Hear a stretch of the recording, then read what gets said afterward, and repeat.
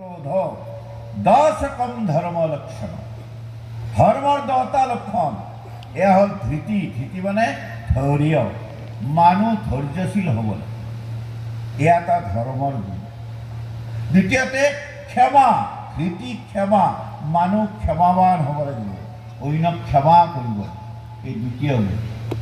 ধৃতি ক্ষমা। দম, শৰৰিপু দমন কৰিব লাগে, নিজক নিয়ন্ত্ৰণ কৰিব লাগিব, দম।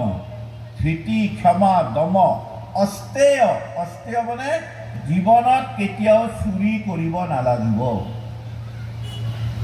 কেতিয়াও চোৰ কৰিব নালাগিব। চোৰ কৰা মানে কাৰোবাৰ ঘৰত তলাটো ভাঙি পইচা উলিয়াই আনাই কেৱল চোৰ নহয়।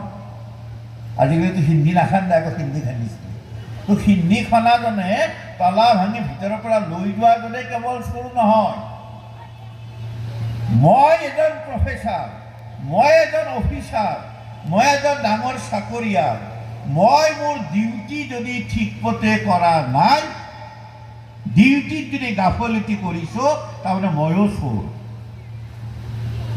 বৃদ্ধ মানুহজন ৰিটায়াৰমেণ্টৰ পিছত পেঞ্চনৰ কাৰণে অফিচত আহিছে, মই কেৰাণী ফাইলটো যদি বিনা পইচা যদি ইফাল সিফাল কৰি নিদিওঁ। ইন্দ্ৰিয় নিগ্ৰহ।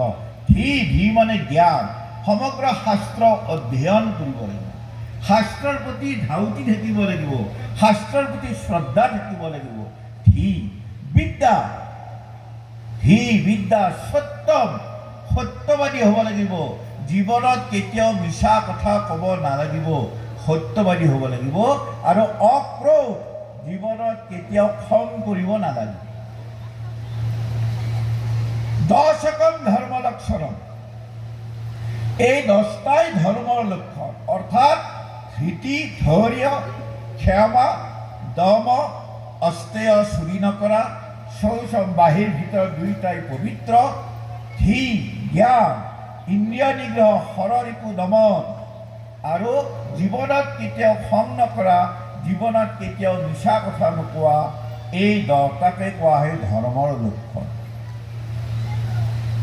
সেইকাৰণে কৈছে কেৱল পূজা পাতল যাগ যজ্ঞ কৰি থাকিলে মানুহ ধাৰ্মিক হ'ব নোৱাৰে, যদিহে এই 10টা গুণ তেওঁ আয়ত্ত কৰিব নোৱাৰে। তেতিয়াহ'লে প্ৰশ্ন হয়, তেতিয়াহ'লে পূজা পাতল কৰিব লাগিব নালাগে?